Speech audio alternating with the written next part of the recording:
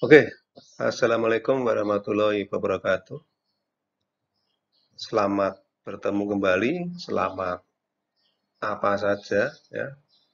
Setelah sekian lama kita tidak bertemu, hari ini kita kembali ke pelajaran informatika ya. Setelah anak-anak mempelajari bab 6 tentang berpikir secara komputasional, kali ini kita akan belajar tentang teori algoritma ya. Apa itu teori algoritma? Ya, definisinya di sini bisa dilihat adalah urutan langkah-langkah untuk memecahkan masalah yang disusun secara sistematis dan logis. Dalam Kamus Besar Indonesia, algoritma adalah urutan logis pengambilan putusan untuk pemecahan masalah. Jadi bisa disimpulkan bahwa algoritma dibutuhkan untuk memerintah komputer, ya, untuk memerintah komputer, CPU-nya itu ya, diperintah untuk mengambil langkah-langkah tertentu dalam menyelesaikan masalah.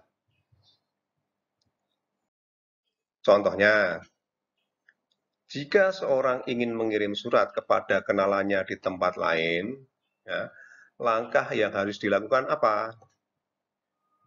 Ya, pasti kamu menulis surat dulu langkahnya pertama. Terus, apalagi langkah berikutnya? Surat dimasukkan ke dalam amplop tertutup. Ya, setelah itu amplop dikasih alamat penerima dan pengirim supaya sampai. Ya, kalau tidak diberi alamat penerima ya tidak sampai. Amplop ditempeli perangko secukupnya. Setelah itu pergi ke kantor pos terdekat untuk mengirimkannya. Nah, itulah langkah-langkah yang harus ditempuh bila seseorang ingin mengirimkan surat. Itu contoh, itu juga salah satu contoh algoritma, urut-urutannya, menyelesaikan masalah. Gimana tahu caranya mengirim surat? Nah, ini langkah-langkahnya seperti itu. Mengapa algoritma? Ya, karena pembuatan atau penulisan algoritma tidak tergantung dalam bahasa pemrograman manapun. Ya, kalau kita mau membuat program, nah kita bisa menulis algoritmanya. Entah itu kita nanti menggunakan bahasa C, atau menggunakan Pascal, atau Basic, dan seterusnya. Notasi algoritma dapat diterjemahkan ke dalam berbagai bahasa pemrograman. Nah, notasinya, jadi langkah-langkahnya algoritma itu dapat diterjemahkan dalam berbagai bahasa pemrograman. Jadi makanya pembuatan atau penulisan algoritma tidak tergantung pada bahasa pemrograman manapun. Jadi bebas. Jadi bisa dilakukan sesuai dengan bahasa pemrograman yang diinginkan nantinya.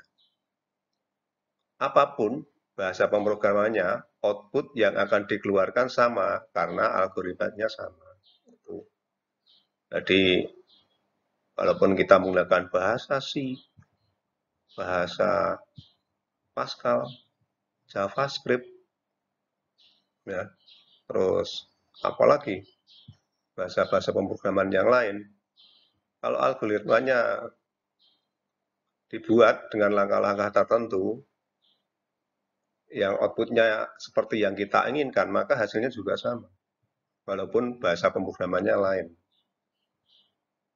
Ya, jadi seperti kalau kita mau ke Solo lewat mana, ya, mau lewat Sukoharjo, mau lewat Karanganyar, mau lewat dari Wonogiri, mau lewat mana lagi, Klaten, nah, tapi tetap jatuhnya outputnya atau tujuannya ke Solo.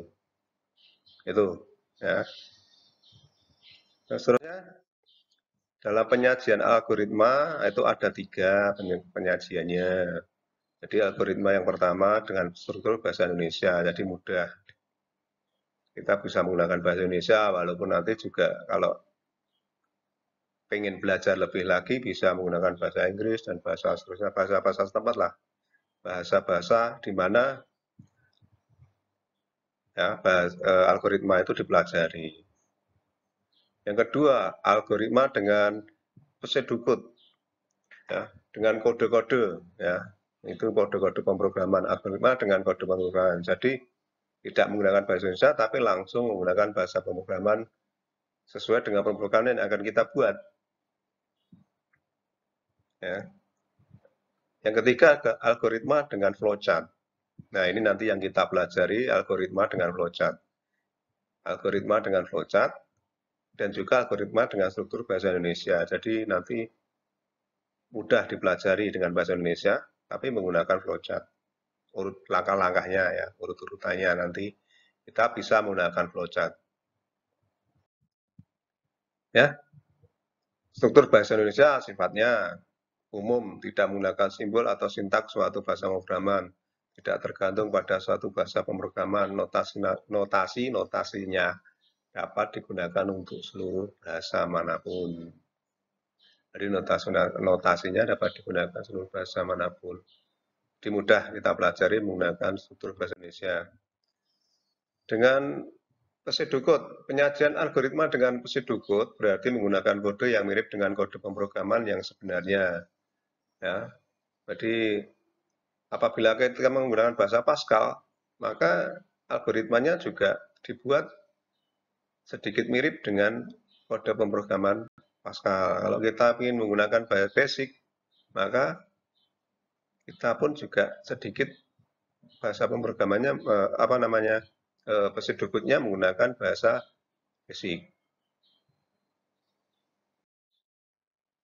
Flowchart, yang ketiga adalah flowchart. Flowchart adalah penggambaran secara grafis dari langkah-langkah dan urut-urutan prosedur dari suatu program. Flowchart menolong analis dan programmer untuk memecahkan masalah ke dalam segmen-segmen yang lebih kecil. Jadi dibagi-bagi, langkah-langkahnya dibagi-bagi menggunakan flowchart. Jadi nanti kita pelajari tentang flowchart itu dengan menggunakan bahasa Indonesia ya, dengan mudah. Jadi urut-urutan langkah-langkah memecahkan masalah. Ya, nanti akhirnya kalau kita sudah menggunakan flowchart, itu nanti kita bisa berpikir secara komputasional. Jadi setelah mempelajari flowchart ini, ya, nanti kita bisa berpikir secara urut, ya, secara urut. Kalau kita mau memecahkan suatu masalah, ya, kita memecahkan masalah itu secara urut. Langkah-langkahnya gimana? Seperti itu. Nah, mari kita mulai dengan menggunakan simbol ya. Simbol dari yang namanya flowchart. Jadi yang pertama, lambang simbol atau flowchart itu sebelum kita mulai suatu program dengan menggunakan flowchart itu kita mulai dengan mulai ya. Kita mulai dengan mulai. Nah, mulainya atau start ya, itu bahasa Inggrisnya. Start mulai. Simbolnya seperti ini, simbolnya seperti ini. Ya, benar. Jadi lambang atau simbol ini digunakan untuk memulai atau mengakhiri suatu proses. Jadi kalau kita mulai menggunakan simbol ini, dan kita akhiri juga menggunakan simbol seperti ini. Nah, yang kedua itu lambang atau simbol. Ini bisa dilihat, bisa kita melihat seperti ini ya, seperti wajik ya, atau jajaran ginjang. Nah, di sini bisa disebut lambang atau simbol input dan output. Jadi kalau kita seperti mengetik itu kan input, memasukkan data itu kan input. Nah, outputnya apa? Ya hasil olahan data. Nah, nanti input dan outputnya itu lambangnya seperti ini, jajaran ginjang seperti ini, atau belah ketupat, atau ya, seperti ini. Jadi bentuknya sama, antara input dan output itu sama. Jadi yang sama tadi apa? Mulai ya, dan selesai itu sama lambangnya. Terus input dan output lambangnya juga sama. Ya. Jadi digunakan untuk menerima input atau menampilkan output pada pengguna. Seperti itu. Selanjutnya, lambang dan simbol suatu proses. Lambangnya seperti ini, persegi panjang. Jadi kalau lambang proses, jadi suatu inputnya atau datanya kita masukkan, nah nanti ke dalam proses di sini, ini lambangnya seperti ini. Jadi lambangnya ini adalah lambang atau simbol digunakan untuk menjalankan atau memproses perintah. Jadi seperti ini prosesnya. Nah, yang berikutnya adalah lambang atau simbol suatu keputusan atau decision, ya keputusan. Jadi seperti wajib ya, seperti ini ya. Seperti apa namanya itu? Ya, seperti inilah. Jadi seperti wajib atau apa? Jadi keputusan, lambang atau simbol keputusan ini bisa ya, bisa tidak. Jadi ada dua pilihan, bisa ya, bisa tidak. Biasanya itu. Jadi digunakan untuk membuat suatu keputusan atau pilihan. Jadi keputusannya apa? Jadi kalau iya, ya kita masuk ke langkah berikutnya. Kalau tidak, kita ya langsung menuju langkah berikutnya. Seperti ini, simbol lambang atau simbol suatu keputusan atau pilihan ya, pilihan. Berikutnya adalah lambang atau simbol penghubung. Lambang atau simbol penghubung digunakan untuk menghubungkan antara flowchart yang satu dengan yang lainnya. Jadi kalau flowchart itu kamu gambar, ya kamu buat dalam satu rangkaian atau satu lembar kerja kertas itu ya, itu tidak cukup, itu nanti bisa dihubungkan seperti ini. Jadi ada beberapa flowchart di sampingnya, ada beberapa flowchart atau di halaman berikutnya ada lambang flowchart. Ini adalah penghubung. Jadi nanti kita pelajari yang pendek-pendek dulu. Jadi tidak kalau ini nanti dipakai penghubung ini adalah satu flowchart yang panjang ya, prosesnya panjang, langkah-langkahnya panjang. Jadi kita menggunakan yang pendek dulu aja. Jadi ini mungkin belum digunakan nantinya. Tapi ini sebagai apa namanya pengenalan saja. Jadi kamu tahu bahwa lambang atau simbol penghubung ini bisa digunakan bila flowchart-nya itu tidak mencukupi pada dalam satu halaman. Nanti digunakan halaman berikutnya. Begitu. Nah, di sini yang terakhir mungkin ini adalah lambang atau simbol arah aliran. Ya. Anak panah ke kanan, anak panah ke bawah ya. Itu alirannya. Oh, kalau ke kanan ya berarti alirannya kanan. Kalau ke bawah ya alirannya ke bawah. Jadi menunjukkan aliran flowchart. Jadi arahnya kemana? Nah, itu ya. Ini yang mungkin, jadi ada beberapa lambang-lambang itu tadi.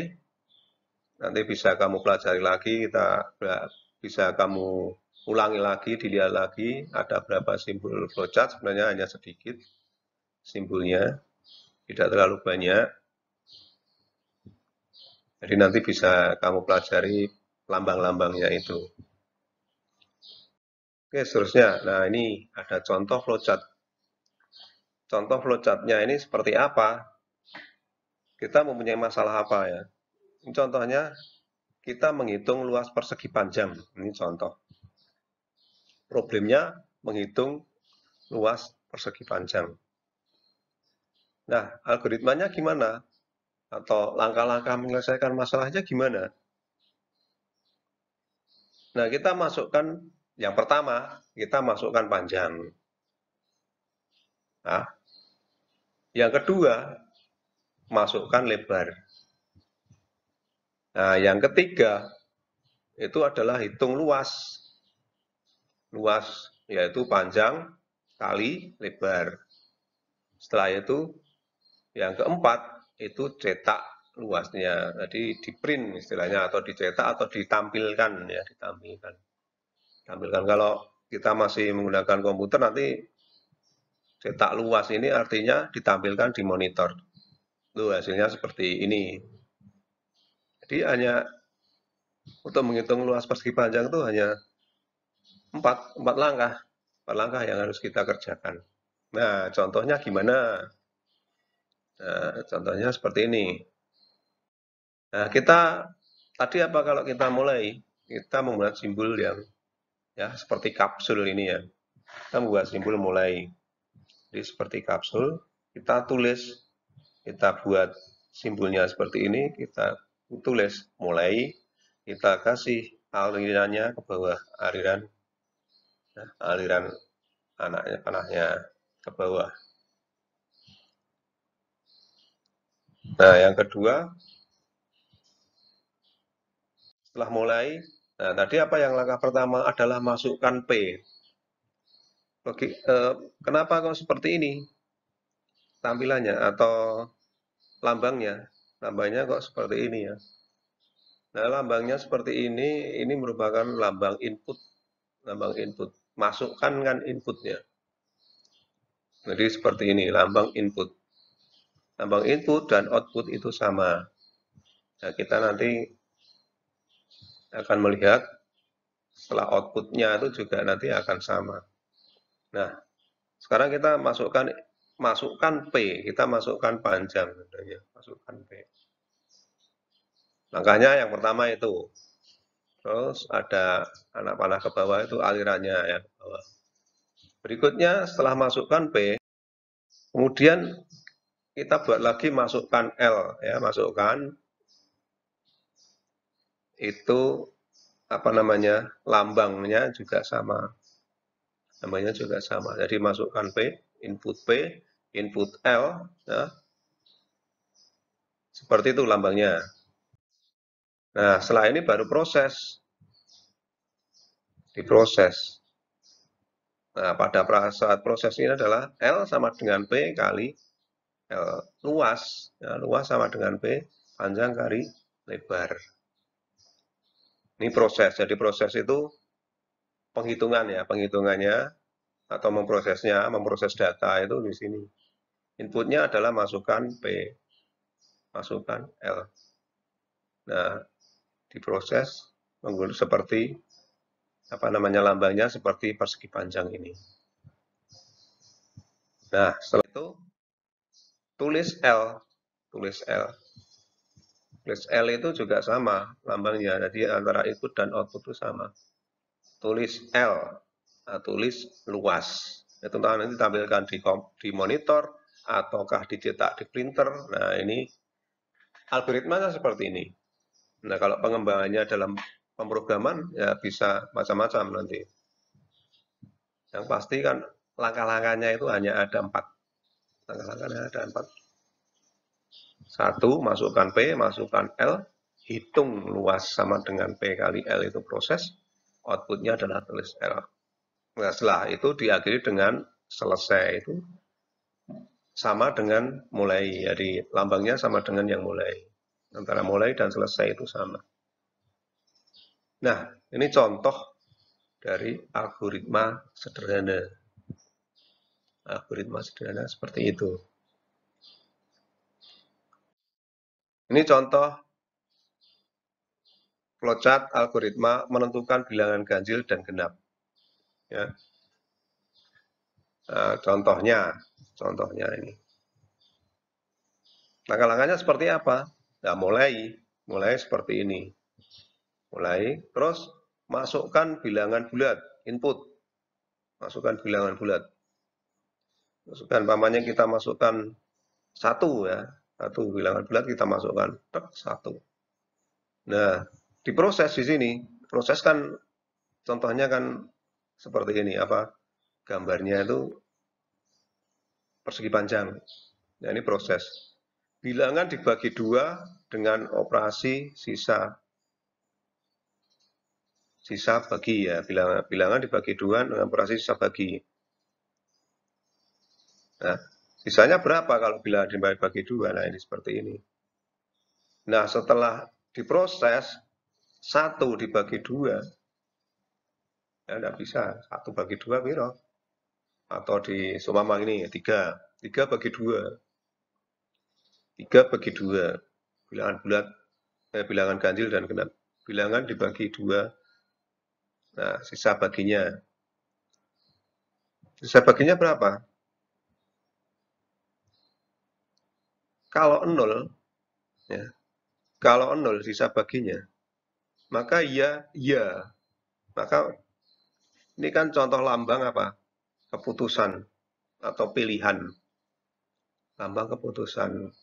Kalau bahasa Inggrisnya adalah decision. Ya. Jadi sisa baginya ada berapa? Kalau sama dengan 0, maka ya. Kalau ya itu berarti bilangan genap. Bilangan genap.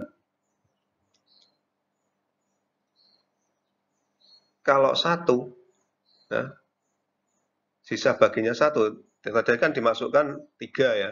Sisa bagi dibagi 2 berarti masih sisa 1. Nah, kalau sisa 1 berarti tidak. Berarti itu adalah bilangan ganjil. Masuknya ke sini. Kalau tidak 0 berarti masuknya ke bawah sini.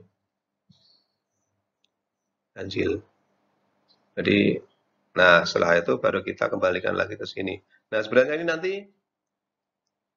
outputnya ganjil, genap. Nah di sini bisa kita tampilkan juga. Ini sebenarnya sudah ditampilkan, ini adalah tampil ganjil, tampil genap seharusnya itu. Tampil, oh itu bilangan ganjil, tampil bilangan genap. Nah setelah ini prosesnya ke sini dia masuk ke selesai. Terus yang tidak ini keluar ganjil, ya tampilkan ganjil di sini. Maka ini juga selesai. Seperti itu contoh flowchart bilangan ganjil dan genap. Jadi nanti kalau kurang jelas bisa kamu ulang-ulangi terus atau dilihat ulang ya. Karena flowchart ini kita gunakan sebelum kita nanti menggunakan bahasa pemrograman ya. Bahasa pemrograman. Nah, sekarang kita mencoba latihan soal. Nah, ini juga merupakan PR ya nanti ya. Nanti PR atau pekerjaan rumah, buat suatu flowchart, buatlah algoritma untuk mengecek suatu bilangan positif atau negatif. Jadi mungkin bisa contohnya seperti yang bilangan ganjil dan genap itu tadi. Seperti itu, karena ada keputusannya. Karena keputusannya apa? Positif, apakah negatif. Seperti itu. Buat algoritma untuk mengecek suatu bilangan positif atau negatif. Nah, coba nanti kamu buat di suatu kertas ya. Langkah-langkah seperti apa? Mulai lambangnya seperti apa? Input lambangnya seperti apa? Proses lambangnya seperti apa? Keputusan lambangnya seperti apa? Ya. Terus output ya, output itu keluaran itu lambangnya seperti apa? Terus nanti juga selesai lambangnya seperti apa? Ya, dibuat di kertas. Nanti setelah selesai dibuat kertas, dikasih nama atau setelah nama-nama atau ya setelah dibuat, diproses,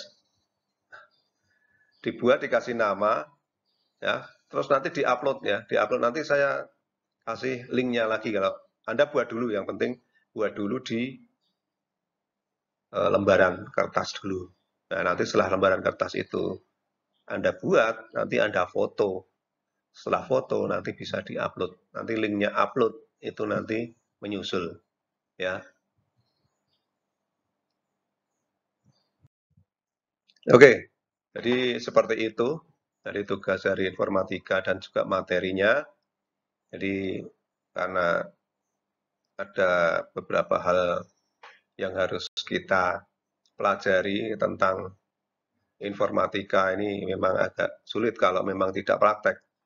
Tapi karena suatu keadaan jadi kita berusaha untuk belajar seperti ini.